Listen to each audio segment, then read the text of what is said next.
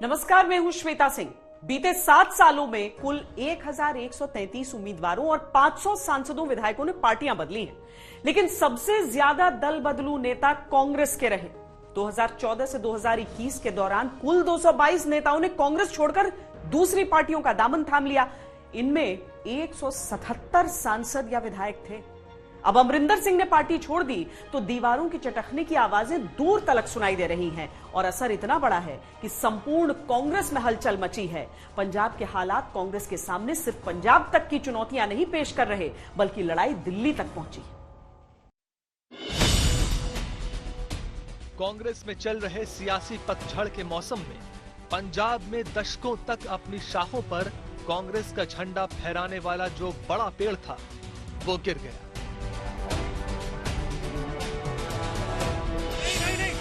पासा उल्टा गिर रहा है, दांव गलत हो रहे हैं। पंजाब की कलह कथा में ना वो खुश है जिसे कुछ मिला, ना वो खुश है जिसने खो दिया। अमरिंदर अपमानित होकर गए।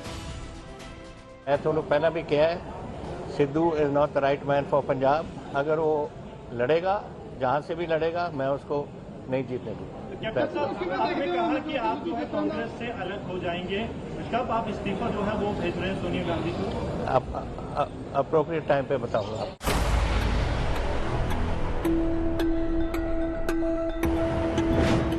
सिद्धू संगठन के भरोसे से गए, दे मकाम तक पहुंचांगे।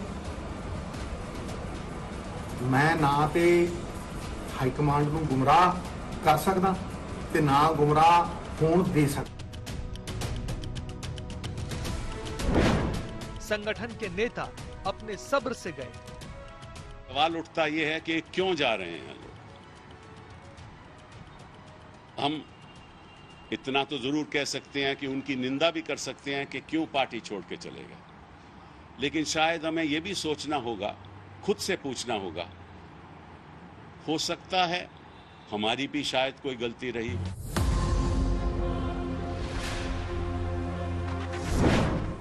G23 के नेताओं ने फिर आवाज उठाई है। एक बात तो स्पष्ट है, हम जी हजूर 23 नहीं है, ये तो बात स्पष्ट है, ठीक है ना। हम अपनी बात रखेंगे और रखते जाएंगे, और जो अपनी मांगे हैं वो हम दोहराएंगे।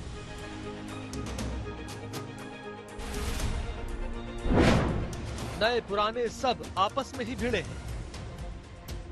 जो पंजाब के अंदर डिस्क्रेडिटेड है, जिसको पंजाब के किसान, पंजाब के लोग पंजाब का विरोधी मानते हैं, वो श्री अमरिंदर सिंह जी को मुखौटे के तौर पर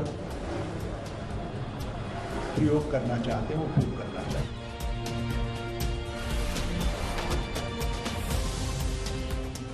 चुनावी समय में पार्टियों में नेताओं का आना जाना लगा रहता है, रूठना मनाना भी लगा रहता है, लेकिन चुनावी दहलीज पर खड़े पंजाब से कांग्रेसी क्लेश का जो शोर उठा है, उससे कांग्रेस की बुनियादों तक कंपन है।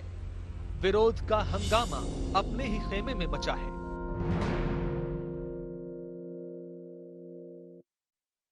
कोई 4 महीने पहले राहुल गांधी वायनाड दौरे से लौट कर आए तो उन्होंने अपनी ही पार्टी के कई नेताओं और संसदीय कार्यालय के करीबियों को सोशल मीडिया प्लेटफॉर्म पर एक साथ अनफॉलो कर दिया था। तब कांग्रेस की तरफ से यह कहा गया था कि जल्द ही राहुल गांधी नई रणनीति के साथ नजर आएंगे। यह सफाई उसी का हिस्सा है। क्या पंजाब से लेकर दिल्ली तक कांग्रेस में जो हो रहा है, ये कुछ उसी रणनीति का हिस्सा है?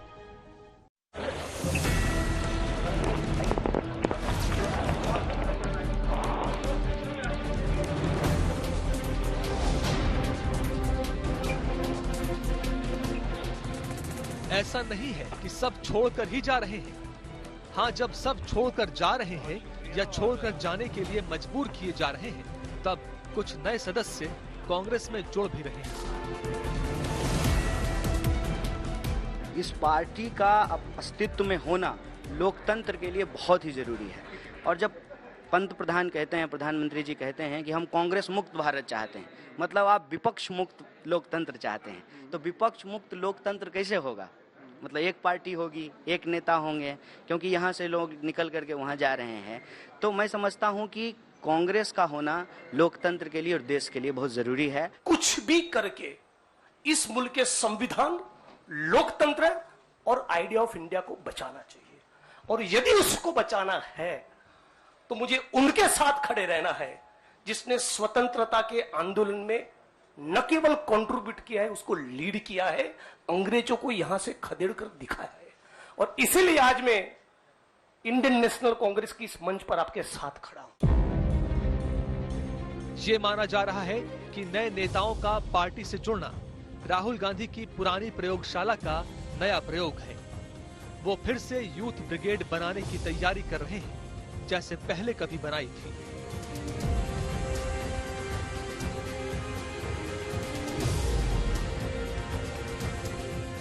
पुरानी ब्रिगेड के अधिकतर युवा पार्टी को छोड़कर जा चुके हैं। जो बचे हैं उनमें कई या तो हाशिए पर हैं या गुमनाम हैं। देश में सिर्फ एकमात्र विकल्प है जो भाजपा को हर गांव, तहसील, पंचायत, जिला, प्रदेश में चुनौती दे सकता है, और सिर्फ कांग्रेस पार्टी दे सकती है। इस बात को सब स्वीकार करते हैं। इसलिए सभी विपक्ष के दलों को मिलकर काम करना चाहिए, और अपने छोटे मोटे अंतर विरोध अगर हैं भी किसी के, तो बड़े लक्ष्य के लिए उसको अलग रखकर देश का चुनाव इकट्ठा लड़ना चाहिए। तो एक सवाल तो बनता है कि जो बाहर से युवा आ रहे हैं वो कबूल है, लेकिन पार्टी के अंदर के युवाओं से क्यों ट्यूनिंग नहीं बैठ पा रही?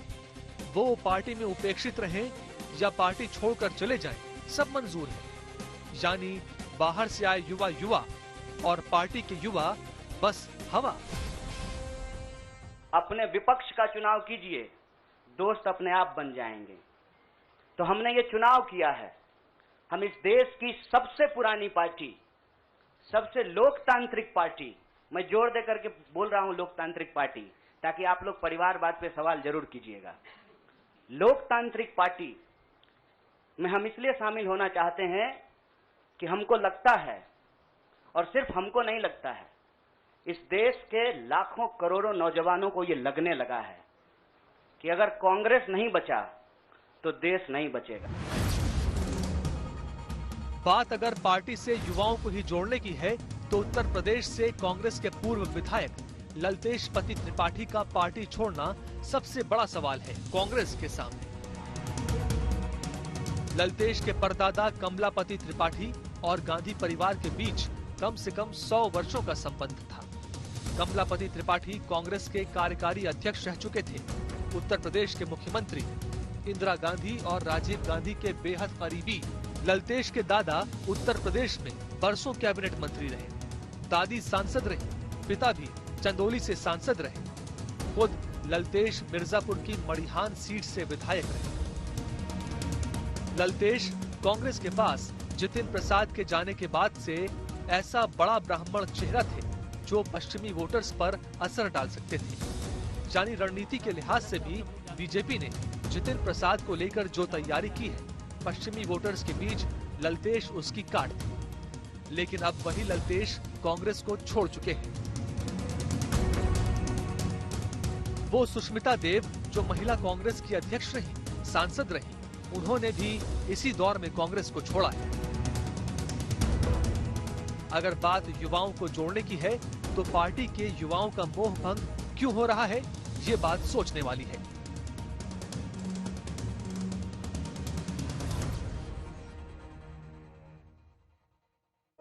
अगर कन्हैया कुमार, जिग्नेश मेवाणी, हार्दिक पटेल को देखें तो समझ में आता है कि कांग्रेस में मुमकिन है ऐसे चेहरों को तवज्जो दी जा रही है जो युवा हैं। जबकि जो छोड़कर गए उन्हें देखिए तो अधिकतर पुराने कांग्रेस परिवारों से जुड़े नेता थे। अब इसमें कौन सी रणनीति है और विचारधारा की कौन सी लाइन है, ये भी समझते हैं।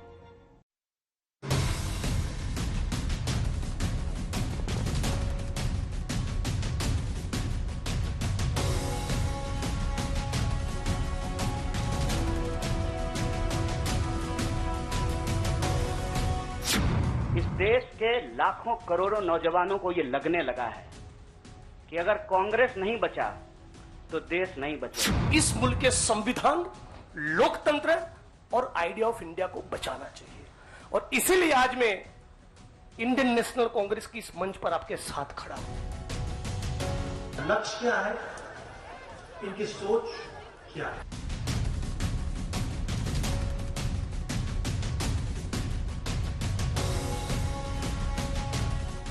ये हो सकता है कि विवादित लेकिन चर्चित नेताओं को आउटसोर्स करके कांग्रेस युवाओं की पार्टी न रहने का ठप्पा हटाने की कोशिश कर रही हो, लेकिन क्या उसके लिए सब मंजूर है, ये बात भी सोचने वाली है।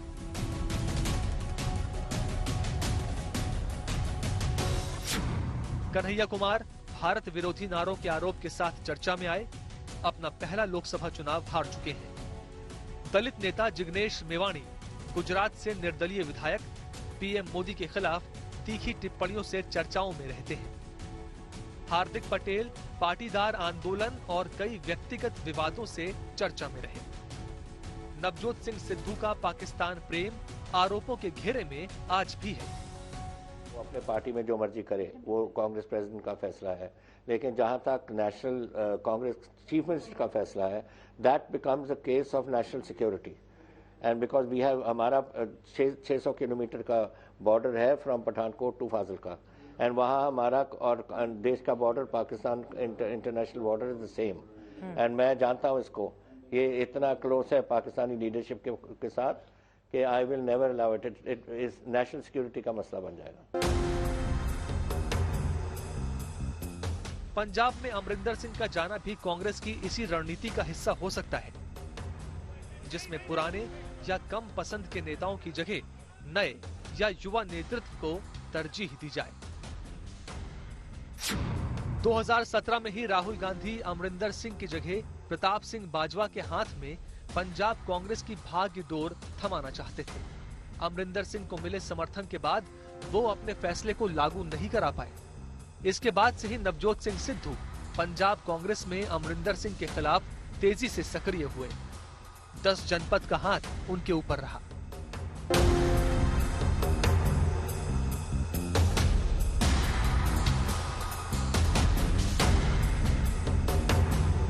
अब वही सिद्धू कांग्रेस को ठीक चुनावों से पहले मझधार में फंसा चुके हैं। जब चुनावी समय में प्रदेश अध्यक्ष की भूमिका सबसे जरूरी हो जाती है, सिद्धू पद से इस्तीफा दे चुके हैं। सिद्धू का इस्तीफा मंजूर नहीं हुआ है, लेकिन पार्टी की रणनीति फिलहाल तो एक स्थिर सरकार को अस्थिर बना चुकी है। सीएम साहब मसले ने जी मसले हल करने हैं, ਤਾਂ ਅਸੀਂ ਗੁਰੂ ਦੇ ਸਿੱਖਾਂ।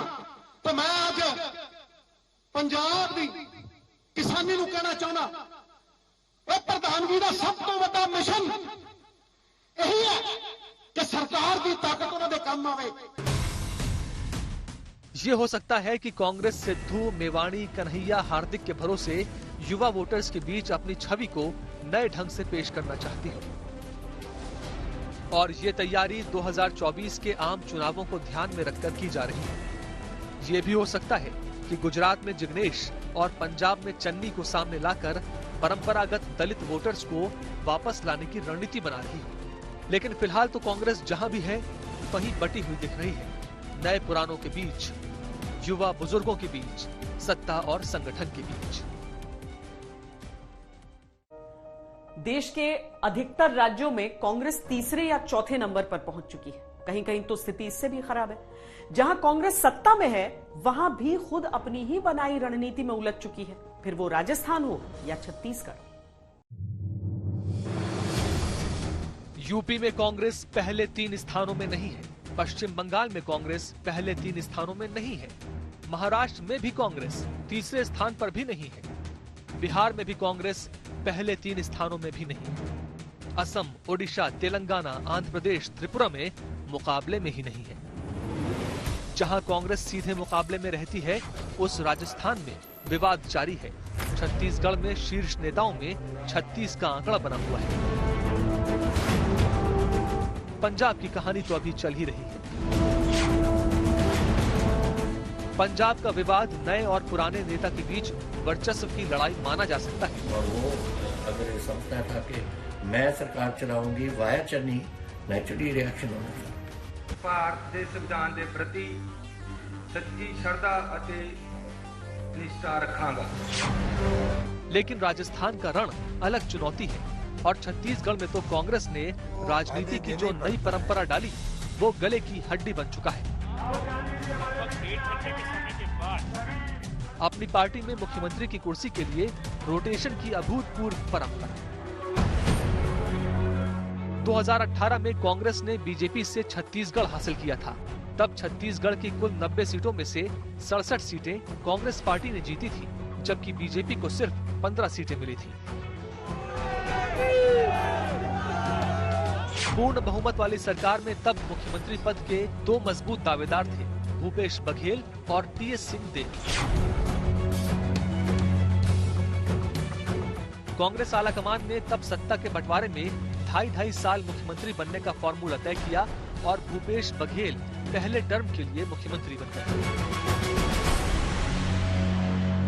अब 2.5 साल पूरे हो चुके हैं और बारी टीएस सिंहदेव के मुख्यमंत्री बनने की है। लेकिन मामला फंस गया है। टीएस सिंहदेव और भूपेश के बीच कलह को रोकने के लिए अगस्त महीने में दोनों नेता दिल्ली तलब किए। दोस्तों के साथ जा सकते हैं, आप लोग भी मित्रों के साथ घूमते हैं, पत्रकार लोग, इसका मतलब वहाँ खबर हर समय खबर मिलती है क्या? तो ऐसे ही कोई व्यक्ति यदि चला गया है तो उसे राजनीतिक चश्मे से नहीं देखना चाहिए। लेकिन मुलाकात भी होगी, मुलाकात भी होगी। तो राजनीतिक आदमी तो राजनीतिक लोगों से मुलाकात करेंगे, उसमें क्या है? पुनिया जी हैं क्या दिल्ली में? जब पुनिया जी दिल्ली में नहीं है तो दिल्ली में उससे मुलाकात कैसे होगी? तो इसलिए इस पर राजनीतिक चश्मे से नहीं देखना चाहिए। प्रदेश में जारी कलह के बीच भूपेश बघेल फिलहाल तो अपनी कुर्सी बचा ले जाने में सफल दिख रहे हैं, लेकिन टीएस सिंहदेव का धड़ा कांग्रेस आलाकमान से 2.5 साल का वादा पूरा करने का दबाव बना रहा है। उनके समर्थक कई मंत्री अपने पद से इस्तीफा देने के लिए तैयार, अपने नेता की ओर से इशारा मिलने की प्रतीक्षा कर रहे हैं। कोई बड़ी बात नहीं कि पंजाब और राष्ट्रीय राजनीति में नए फॉर्मूला की तलाश में जुटी कांग्रेस के लिए छत्तीसगढ़ में बनाया फॉर्मूला आने वाले दिनों का और बड़ा संकट बन जाए। राजस्थान तो अब भी कांग्रेस के लिए टेढ़ी खीर है। वैसे कांग्रेस की रणनीति अगर युवा नेतृत्व को चुनने की ही चली है तो राजस्थान में भी पंजाब जैसी कहानी नजर आ जाए तो बड़ी बात नहीं होगी। अभी तक तो युवा सचिन पर, बुजुर्ग गहलोत भारी है। जनाधार सिमटा है, संगठन बिखरा है, पुराने उपेक्षित हैं, युवा आशंकित हैं, बिल्कुल नयों में बेचैनी है। फिलहाल ये तस्वीर है आज की कांग्रेस की।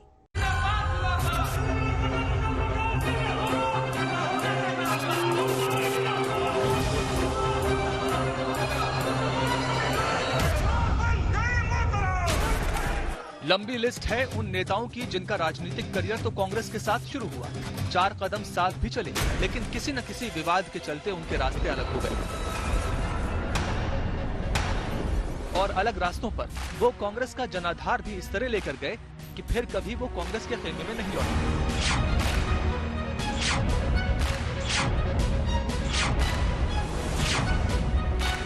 उदाहरण के तौर पर 1982 में कांग्रेस महासचिव राजीव गांधी की नाराजगी के चलते आंध्र के तत्कालीन सीएम टी अंजैया को इस्तीफा देना पड़ा। तमिल भावना पर आघात के आरोपों के चलते टीडीपी का जन्म हुआ। कांग्रेस का बड़ा पारंपरिक वोट पार्टी का साथ छोड़ गया। 1990 में वीरेंद्र पाटिल से नाराज होकर प्रधानमंत्री राजीव गांधी ने एयरपोर्ट पर जाते जाते उनकी सरकार गिरा दी थी। वीरेंद्र लिंगायत समाज से आते थे। बीजेपी का रास्ता उसी नाराजगी से खुला। लिंगायत अब भी बीजेपी के वोट माने जाते हैं।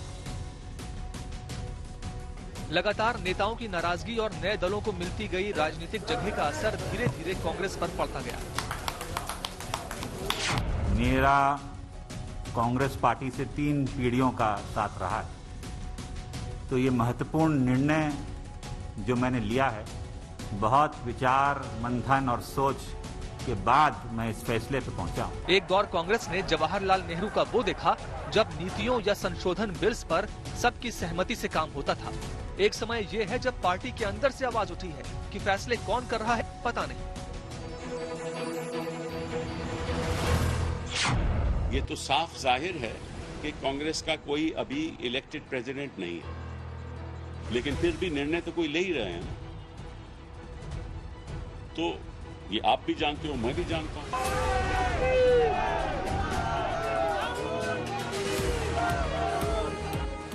नेहरू इंदिरा के समय तक जो कांग्रेस पार्टी 42 से 45% वोटों के साथ लगभग 65% सीटें जीती थी, जिसने 1957 के आम चुनावों में 47.8% वोटों के साथ शानदार जीत हासिल की। 1984 में इंदिरा गांधी की हत्या के बाद 48.1% वोटों का रिकॉर्ड बनाया, वो पार्टी 2000 से 2010 के बीच 25 से 28% तक आ गई। पिछले लोकसभा चुनाव में सिर्फ 19.7% वोट ही मिले थे। पार्टी से जनाधार वाले नेताओं की दूरी की इसी कड़ी में कैप्टन अमरिंदर सिंह का नाम भी अब जुड़ गया है। कैप्टन अमरिंदर सिंह ने पहली बार कांग्रेस इंदिरा गांधी के ऑपरेशन ब्लू स्टार से नाराज होकर 1984 में छोड़ी थी और अब उनके पोते राहुल गांधी के कारण। Sidhu is some sort of some magic word for Punjab. He is going to be a disaster.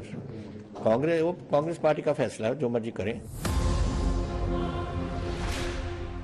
Amarinder की कांग्रेस से विदाई भले ही भविष्य की रणनीति या राजनीति का हिस्सा हो, लेकिन कहानी अपने पुराने इतिहास को फिर से दोहरा सकती है। इतिहास नेताओं के साथ उनका जनाधार भी पार्टी से खिसक जाता है। पंजाब के सीमावर्ती जिलों सहित कम से कम 30 से 35 सीटों पर अमरिंदर सिंह का सेना कनेक्शन काम करता रहा है।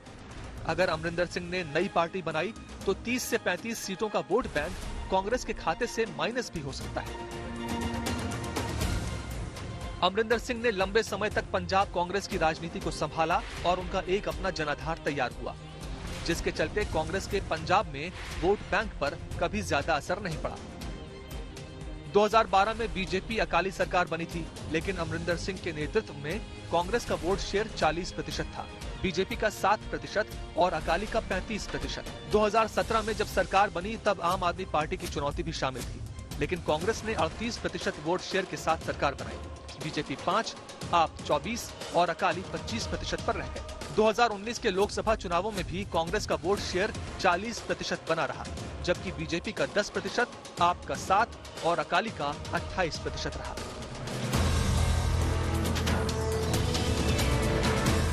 कैप्टन नई पार्टी बनाएंगे तो अगर उनके समर्थन में कुछ प्रतिशत वोट भी कांग्रेस से कटे तो आम आदमी पार्टी की चुनौती कांग्रेस पर भारी पड़ सकती है।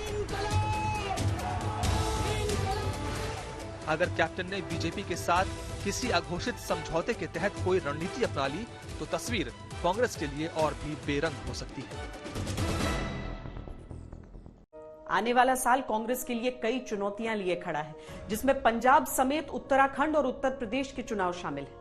लेकिन पार्टी अपनी ही कलह में उलझी है। जिन नेताओं पर जिम्मेदारी है अपने राज्यों में चुनावों का नेतृत्व करने की, वो दूसरे राज्यों के झगड़े में सरपंच बने।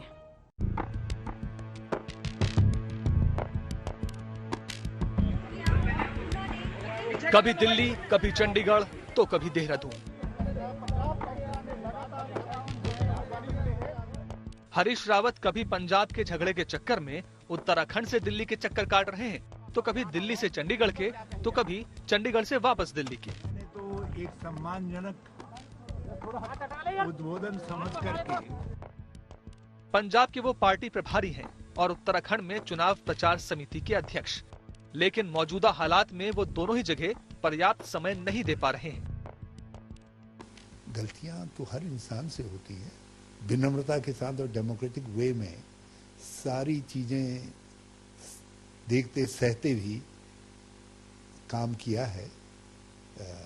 उससे कहीं ऐसा नहीं लगेगा कि मैंने पंजाब या किसी पंजाबी प्रा के दिल को दुखाने का काम किया। न पंजाब में ऑल इज वेल हो पा रहा है, न उत्तराखंड में कांग्रेस का चुनाव प्रचार सही से लय पकड़ पाया है। उत्तराखंड में हरीश रावत के इशारे पर ही कांग्रेस ने काफी फेरबदल किया है। यहां तक कि हरीश रावत को 2022 में कांग्रेस की तरफ से मुख्यमंत्री पद का चेहरा माना जा रहा है, लेकिन हरीश रावत का ज्यादा समय पंजाब और दिल्ली में ही बीत रहा है।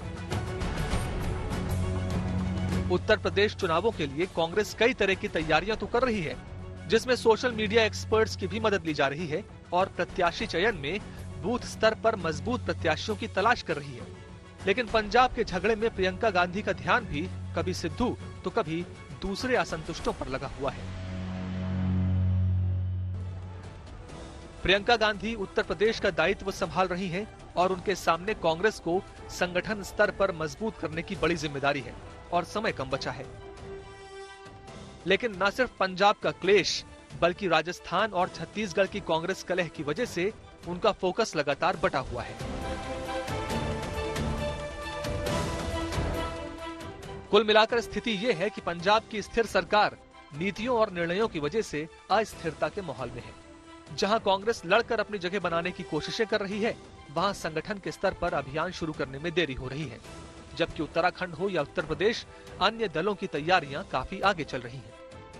4.5 वर्ष प्रदेश के अंदर सुशासन को समर्पित थे, लोक कल्याण संकल्प पत्र के अनुसार सुशासन को समर्पित थे और हम लोगों ने अपने आवास नहीं बल्कि हम लोगों ने प्रदेश के 42 लाख गरीबों के आवास बनाए। सारा पानी का इंतजाम करा, टॉयलेट का इंतजाम करा।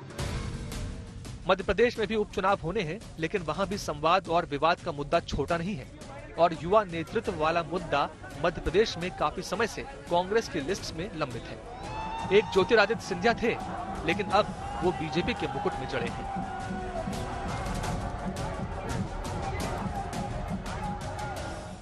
निंदक नियरे राखिए, ये सीख हमेशा दी जाती है, लेकिन G23 को ही अगर आप देख लें, यानी कि कांग्रेस के भीतर ही वो धड़ा जो पार्टी के भीतर रहकर कोशिश ये करता है कि पार्टी में कुछ सुधार आए, उसमें भी उनके सुझावों को इतने समय में भी नहीं सुना गया है।